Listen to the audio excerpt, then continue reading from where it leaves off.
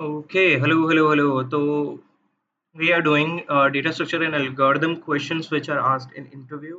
Before starting the video, I would like to tell you that if you want the Hindi version of this video, that video's link will be in the description. If you want to read about the code which I have written here in English, Hindi, or in English, that would be also given in the description. The link would be given in the description for that document to read.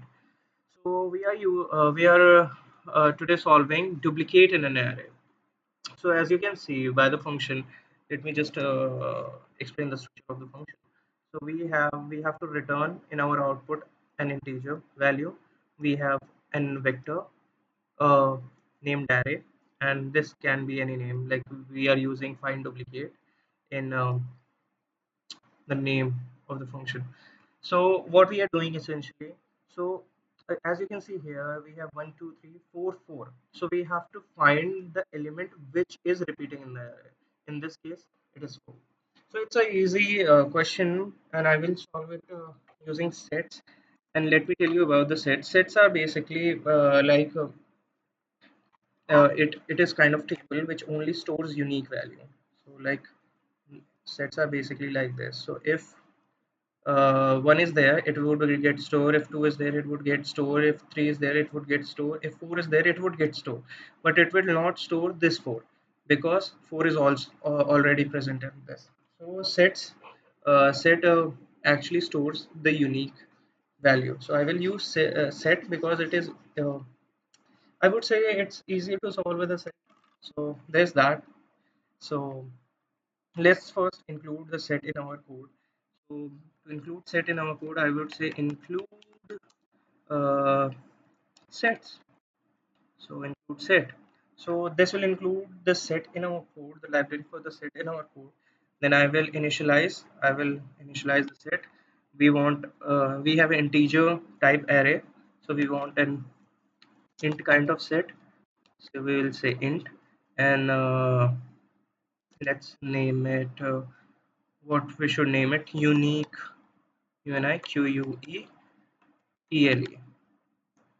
Let's say unique element, right? We are named it a unique element. Now all we have to do is fill this set with our values. So we will go through all the values in our vector. So for I will use a pointer I will start from 0. I will go to the length of our vectors, which is array dot size, and I will move pointer ahead I plus plus. Okay. Now what we can do, if we can check that if the count for element is greater than 1, that means that element is already present in the set, and that element is repeating that. And I will just take that element out and I will just output it, because if the count for every element is 1, that means they are unique to that table. But if element count is 2, that means they are repeating like for the second time. So uh, I will just output the element which have a count more than 1. So I will say unique element dot count is greater than 1, right? If unique element count in array I, so we have to pass array and index. If unique element dot count array I is more than 1, so we have to just return it. So if unique element dot count array I, return that element. So I am returning that element if the count is greater than 1 or something. So if that's not the case, we will just insert that element in our set.